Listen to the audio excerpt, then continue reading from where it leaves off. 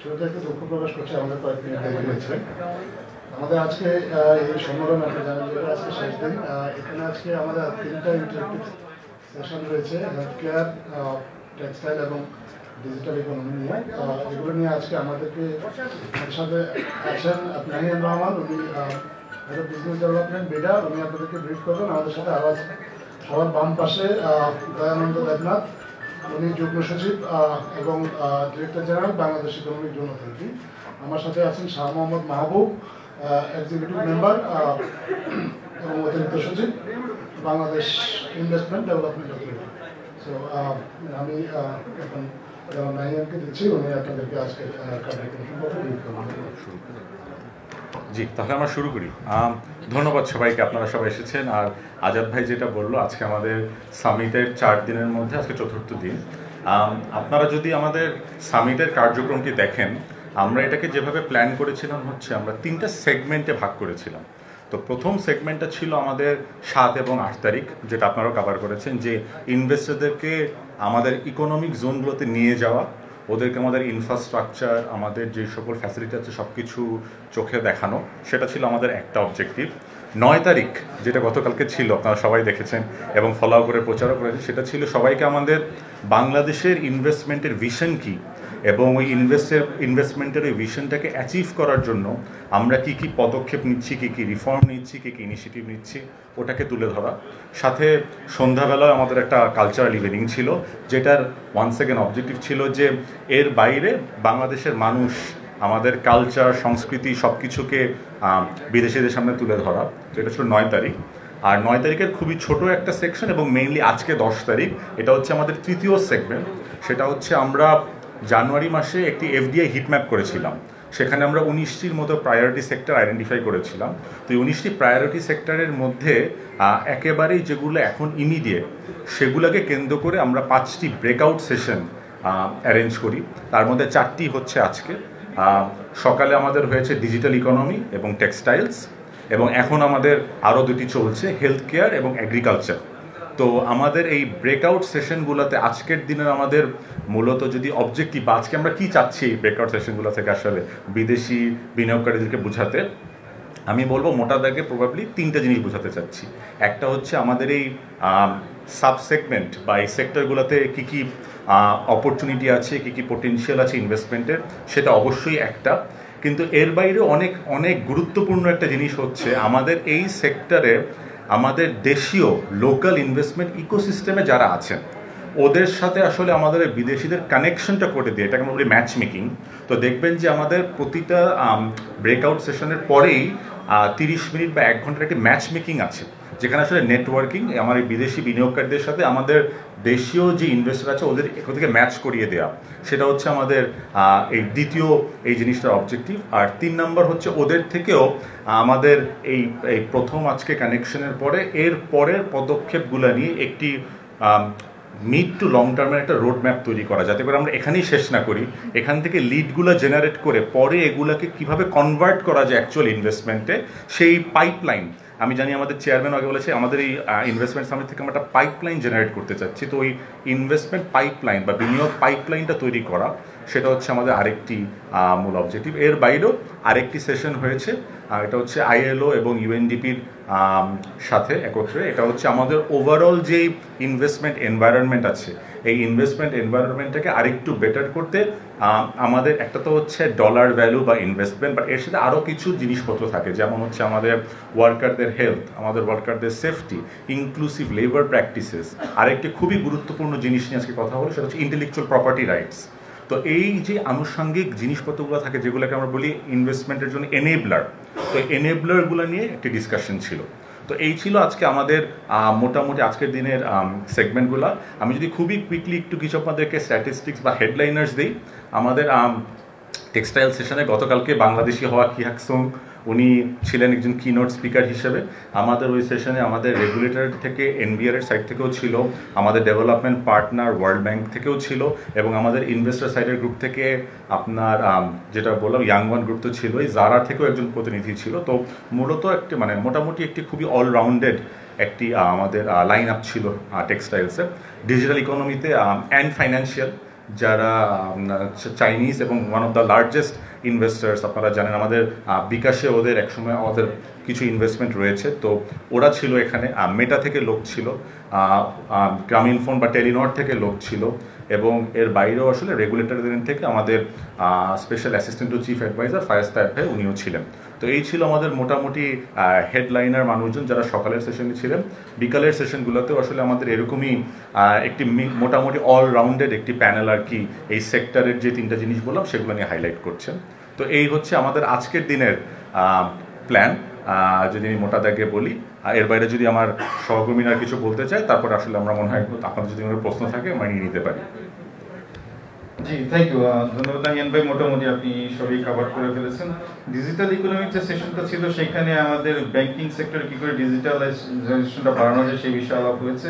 আর একটা বড় ইস্যু নিয়ে আলাপ হয়েছে, সেটা হচ্ছে আমাদের সেমিকন্ডাক্টর বিজনেস, যেটা এখন পর্যন্ত তো আমরা ডিজাইন ফেজে আছি। ডিজাইন ফেজ থেকে টেস্টিং ফেজে যেতে গেলে আমাদের কি করতে হবে এইটার উপর গুরুত্ব আরোপ করা হয়েছে। টেক্সটাইল সেক্টরে ইহাকসাং যে বিষয়টির উপর গুরুত্ব আরোপ করেছেন সেটা হচ্ছে যে তারা ব্যবসা করতে চান, আরো বিনিয়োগ বাড়াতে চান, কিন্তু সেজন্য ব্যবসার যে পরিবেশটা সেটা আরো উন্নত করতে হবে। বিশেষ করে আমাদের ক্রস বর্ডার ট্রেড, যেটা কাস্টমস এন্ড পোর্ট ফ্যাসিলিটি, এটা যাতে আরেকটু সহজ করা যায়, এটার জন্য যেন ব্যবসাতে কোনো প্রতিবন্ধকতা তৈরি না হয়, এটা বিষয়ে উনি জোর দিয়েছেন। হেলথ কেয়ার এবং অ্যাগ্রো নিয়ে এখন সেশন চলছে।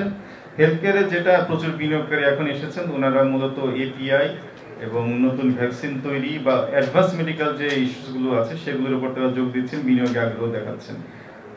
আয়েদুর কথাটা নাহিয়ান ভাই বলেছেন। তবে এই যে সেশনগুলো হয়েছে, সেশনের বাইরে এই সামিটের নতুন যেটা আমরা বিডার পক্ষ থেকে করেছি, সেটা আপনারা জানেন যে দোতলায় প্রায় 10টা রুমে সরকারি যে সমস্ত সংস্থাগুলো ছিল, বিটা, বেজা, বিদ্যুৎ বিভাগ, department of environment, NBR, Bangladesh bank, প্রত্যেকের জন্য আলাদা করে একটা রুম ছিল, এবং বিনিয়োগকারীরা যারা এসেছেন তাদের যাদের ওই বিষয়ে আলাপ করার ছিল, ওই বিষয়ে কোনো ইস্যু ছিল, তারা সরাসরি শিডিউল অ্যাপয়েন্টমেন্ট করে এই রুমে এসে কথা বলতে পেরেছেন। এইটা আমি মনে করি এইবারের সামিটের একটা উল্লেখযোগ্য এডিশন। অন্যান্যবার যেটা হয় তারা সামিটে আসেন কিন্তু কথা বলার লোক পান না, বিভিন্ন জায়গায় দৌড়াদৌড়ি করতে হয়।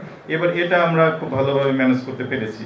ফলে তাদের যে সমস্ত তাৎক্ষণিক প্রশ্ন ছিল বা কোশ্চেনগুলো ছিল সেগুলো তারা অ্যান্সার পেয়েছেন। এবং যেটা আমাদের নিভে চেয়ারম্যান মহোদয় আগে থেকেই বলেছেন যে সামিটের আসলে এখানেই শেষ না, সামিটে যা যা হয়েছে সেগুলো আমরা ট্র্যাক করব, ভবিষ্যতে তাদের কাছ থেকে ফিডব্যাক নেব এবং কিভাবে তাদেরকে আমরা হেল্প করতে পারি। ফলে এই সমস্ত যে আয়োজনগুলো আমরা মনে করছি যে এ পর্যন্ত যা করেছি মোটামুটি সফল।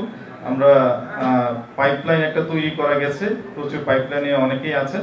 এখন শুধু আমাদের না, কারণ বিনিয়োগটা বিডা এবং বেজার মূল দায়িত্ব হচ্ছে ফ্যাসিলিটেট করা, কিন্তু বিনিয়োগকারীদের তো আসলে সরকারের যত মন্ত্রণালয় আছে, যত সংস্থা, সব জায়গায় যেতে হয়। ফলে আমরা সবাই মিলে এই যে উদ্যোগগুলো তৈরি হয়েছে, উদ্যোগগুলোকে আমরা সফল করতে পারবো বলে আমরা ধারণা করছি। সেই জন্য সরকারি সমস্ত সংস্থা এবং আপনাদের প্রাইভেট সেক্টর সবার সহায়তা একান্ত কাম্য। আমি জাস্ট শুধু আরেকটি কথা বলি, এটা আমি প্রথমে মনে ছিল না। তো আমাদের এই বিনিয়োগ সম্মেলনের আরেকটি লক্ষ্য ছিল এটা আমরা সত্যি যে বিডা অর্গানাইজ করছে, কিন্তু দেখবেন যে আমাদের বিভিন্ন সেগমেন্টগুলা আমরা আসলে আমাদের যত পার্টনার আছে এবং আমাদের যত প্রাইভেট সেক্টর আছে ওদেরকেও আসলে আমরা এখানে মোবিলাইজ করার চেষ্টা করেছি। তো যেমন আজকের এই 5টি যে আমরা সেশনের কথা বললাম, 5টি আসলে আমাদের বিভিন্ন পার্টনাররা লিড করছে এবং আমাদের সাথে কাজ করছে। ইভেন আইএলওটাও আসলে আইএলওর এন্ড থেকেও অনেক অনেক অনেক অ্যাক্টিভিটিস হচ্ছে। এটাও আমার কাছে মনে হয় খুবই গুরুত্বপূর্ণ যে আমরা আসলে শুধুমাত্র একটি প্রতিষ্ঠানের থেকে সব কিছু না করে সবাইকে নিয়ে কিভাবে এই বিনিয়োগের পরিবেশ এবং বিনিয়োগের পাইপলাইনটাকে আরেকটু ফরওয়ার্ড আগের দিকে আগানো যায়, সেটাই ছিল হচ্ছে আমাদের আজকের দিনের আরেকটি মূল লক্ষ্য। ধন্যবাদ। কিছু সমস্যা ছিল, যেই সমস্যাগুলো সমাধানের আগে আসলে তারা আরও নতুন করে এই সিনথেটিক্স বা এই হাই ভ্যালু গার্মেন্টস আসলে ওনারা ইনভেস্টমেন্ট করতে পারতেন না। আপনারা কয়েকজন কিছুদিন আগেই কেএপিজেডে গিয়েছিলেন, দেখবেন যে ওখানে এখন ওনারা নতুন একটি সিনথেটিক্স একটি ফ্যাক্টরির একটি পোর্শন বা একটি লাইন খুলেছেন। তো ওখানে এই হাই ভ্যালু গার্মেন্টসগুলো ওনারা এখন থেকে এখানে প্রোডাকশন করছে, যেটা অবশ্যই এরকম হাই মার্জিন হবে। এর সাথে আমি আপনাদের আরেকটি কথা বলি, গতকালকে আমরা যে 100 যেই ডিলটা আমরা সই করলাম এমওইউ, সেখানেও একটি বড় একটি ইনভেস্টমেন্ট ওদের ছিল হচ্ছে এই সিনথেটিক গার্মেন্টসের উপরে। সুতরাং আমার মনে হয় আমরা যদি এইরকম আরও একটা দুইটা অ্যাঙ্কার ইনভেস্টার আমরা যেটাকে বলি, হাই ভ্যালু অ্যাঙ্কার ইনভেস্টার্স, এরকম ইয়াংওয়ান একটা হতে পারে, তারপর হচ্ছে এরকম হান্ডা, এরকম একজন দুইজন আসা শুরু করলে আমার মনে হয় ভ্যালু অ্যাডেড গার্মেন্টসে আমরা আসলে আস্তে আস্তে আরও বেশি বিনিয়োগ পাওয়া শুরু করব। সেটা ছিল প্রথমটা। আর আপনার এনবিআর নিয়ে আমার মনে হয় যে এই প্রবলেমটা আসলে আমরা যখন আমাদের বিডা থেকে 200-র বেশি ইনভেস্টরের সাথে কথা বলি, তখন ওদের মূল 5টা প্রবলেমের মধ্যে একটি ছিল এই আপনার বিভিন্ন সরকারি প্রতিষ্ঠান, শুধু এনবিআরই বলবো না, বিভিন্ন সরকারি প্রতিষ্ঠানেই ওদের অনেক সময় লাগে বা অনেক হ্যাসেল হয় জিনিসপত্র বের করতে। আমাদের অবশ্যই একটি এজেন্ডার মধ্যে একটি প্রায়োরিটি এজেন্ডা হচ্ছে যে কিভাবে আমরা এই জিনিসটাকে আরও সহজীকরণ করতে পারি। এনবিআরের ব্যাপারে আপনি যেটা বললেন, আমাদের তো এখন গ্রিন চ্যানেল বা আমরা অথরাইজড ইকোনমিক অপারেটর চালু করেছি, আমাদের সিঙ্গেল উইন্ডো চালু হয়েছে। সুতরাং এনবিআরের পক্ষ থেকেও আসলে এই জিনিসপত্রগুলো আরও কীভাবে সামনের দিকে নিয়ে যাওয়া যায় এটা চেষ্টা চলছে। এর বাইরেও শুধু এনবিআরই না, অন্যান্য সরকারি প্রতিষ্ঠানগুলোর সাথেও বিডা কিভাবে কাজ করে মোর লাইক ওই যে ওয়ান স্টপ সার্ভিস, যেটাকে একেবারে ডিজিটাল না, ম্যানুয়ালি, যাতে করে আমরাই আসলে এই জিনিসপত্রগুলোকে ইনভেস্টরদের জন্য খুব সহজ করে দিতে পারি, সেটার জন্য কাজ চলছে। আমার মনে হয় আরও কিছুদিন আপনারা দেখবেন যে এই জায়গাটাতে আসলে আমরা মনে হয় আমরা ইনভেস্টরদেরকে আরেকটু খুশি করতে পারবো। আমি দৈনিক আমাদের পত্রিকার রিপোর্টার। আমার প্রশ্ন হলো যে বিনিয়োগকারীদের সবসময় একটা প্রশ্ন থাকে বাংলাদেশের জটিল আমলাতন্ত্র নিয়ে, যে তারা জটিল আমলাতন্ত্রের কারণে তারা বাংলাদেশে অনেক সময় পিছিয়ে যায় বিনিয়োগকারীরা। তো আমার ধারণা এবারও তাদের এই প্রশ্নগুলোই ছিল যে আমলাতন্ত্রকে আপনারা কিভাবে সমাধান করবেন, তাদেরকে কি প্রতিশ্রুতি দিয়েছেন। দ্বিতীয় আরেকটা প্রশ্ন হলো যে বাংলাদেশে বিনিয়োগকারীরা এসে যে পরিবেশটা এখন দেখছে, যেটা মানে অবশ্যই তারা কিছু প্রতিবন্ধকতার কথা বলছে, ওটা আগে আপনাদেরকে কি কি প্রতিবন্ধকতার কথা আপনাদেরকে বলেছে, এগুলো যদি আপনারা একটু বলতেন।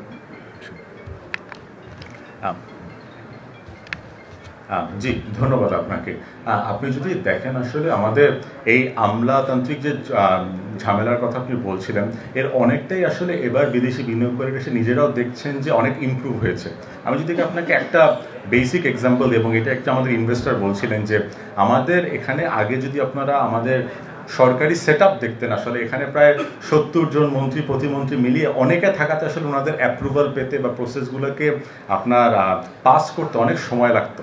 আপনি যদি আসলে আমাদের এখন টপ লেভেলে দেখেন, আমাদের কিন্তু আসলে হাতে গোনা মাত্র কয়েকজন, 25 থেকে 26 জন অ্যাডভাইজার আছে। তার মানে কি আসলে আপনার ডিসিশনগুলো এখন মোর সেন্ট্রালাইজড হচ্ছে, আরও সহজ হচ্ছে। তো এই জিনিসগুলো আসলে ইনভেস্টার এবার এসে নিজেরাও অনুধাবন করতে পারছে। আমরা নিজেরা যে মিটিংগুলোতে বসেছি, অনেক মিটিংয়ে তারা নিজেরা বলেছে যে এবার এসে তাদের মনে হচ্ছে যে আমরা যে প্রতিশ্রুতিগুলো দিয়েছি সেটাতে শুধু প্রতিশ্রুতি না, কিছু কিছু কাজ অলরেডি শুরু হয়ে গেছে।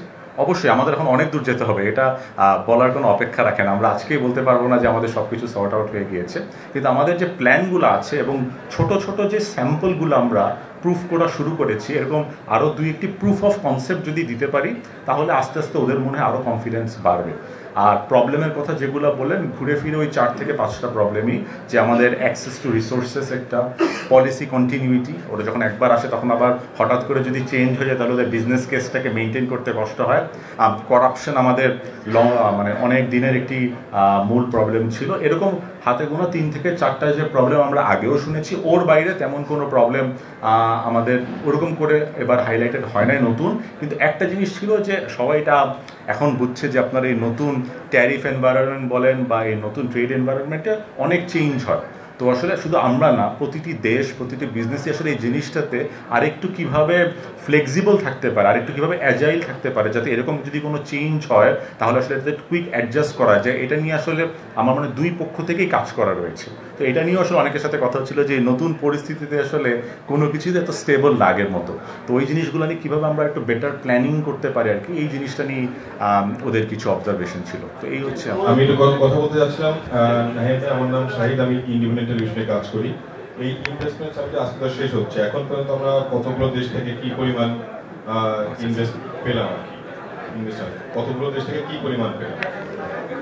আচ্ছা, তো আমি এখানে দুটি ভাগে উত্তর দিই। একটা হচ্ছে কি পরিমাণ পেলাম টোটাল। আমাদের যেহেতু এখনও দুটি আরও টেকনিক্যাল সেশন বাকি আছে, আমরা যেটা করবো যে দুটো টেকনিক্যাল সেশন শেষ হলে আমরা ওই চারটি, আমরা আজকের চারটি এবং গতকালকে সব কিছু মিলিয়ে আমরা আরেকটি সামারি করে আপনাদের সাথে আরেকবার প্রেস কনফারেন্স করব। এখন পর্যন্ত যদি আমি বলি, গতকালকে আপনারা দেখেছিলেন যেগুলো আমরা একেবারে হাই ভ্যালু এমওইউ সই করেছি, তার মধ্যে একটি ছিল হান্ডার $150 মিলিয়ন, যেটা একেবারে এই আপনার সামিটেই সই হয়েছে। তার আগে ওই দিন গতকালকে সকালবেলায় আমরা জানলাম যে আমাদের শপআপ যে স্টার্ট আপের যে বিজনেস আছে ওখানে $110 মিলিয়নের মতো ইনভেস্টমেন্ট এসেছে। ওটা একেবারে আমাদের সামিটের থ্রুতে এসেছে। সেটা মানে কোনো কিছুই আসলে একদিনে হয় না, তো এগুলো অনেক দিনের কাজের পরে আসে আর কি। তো এই বড় দুইটা আমরা অলরেডি গতকালকে জেনেছি। এর বাইরে ছোট ছোট আরও এই সেগমেন্টগুলোতে যেগুলো হচ্ছে সেগুলো আমরা কালেক্ট করে আপনাদের সাথে একবারে কথা বলবো। এর আগের প্রশ্ন নিয়ে আমার সহকর্মীর একটি কথা ছিল।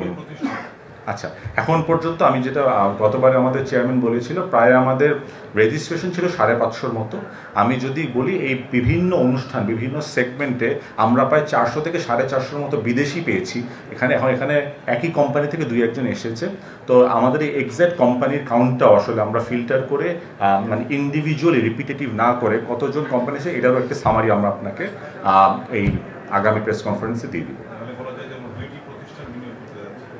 না, একই প্রতিষ্ঠান থেকে আসলে 2 জন এসেছে, এরকমও হয়েছে।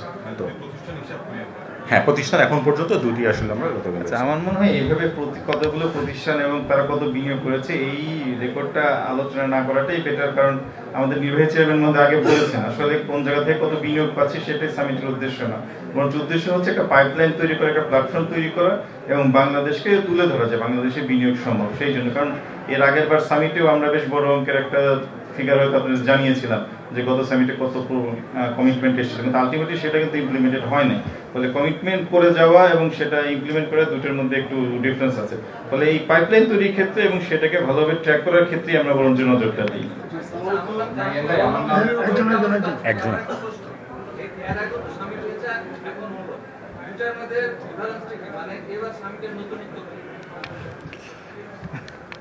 এটা তো আপনারাই আরো ভালো বলতে পারবেন আমার চেয়ে। এবার সামিটের নতুনত্ব কি? আচ্ছা, যেহেতু আমি ওটাতে ছিলাম, আচ্ছা যেহেতু মানে গত সামিটের সময় আমি ছিলাম, এবার সামিটে আমাদের নির্বাহী চেয়ারম্যান তার আগের সাংবাদিক সম্মেলনে বারে যেটা ফোকাস করার চেষ্টা করেছেন, এর আগের সামিটগুলোতে মেইনলি ছিল আপনার সেমিনার বা ওয়ার্কশপ টাইপের আলোচনা ছিল।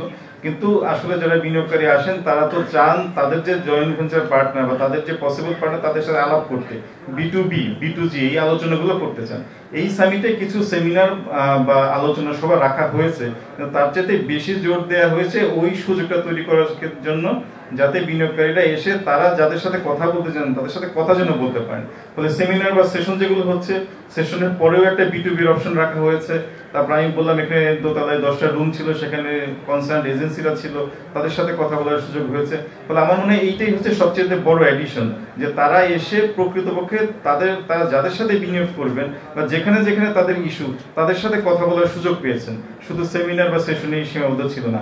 আমার মনে হয় যে দুইটা সামিটের মধ্যে যদি আমি তুলনা করি তাহলে এবারে এডিশন এইটাই, যেখানে B2B এবং B2Gর সুযোগ অনেক বেশি ছিল।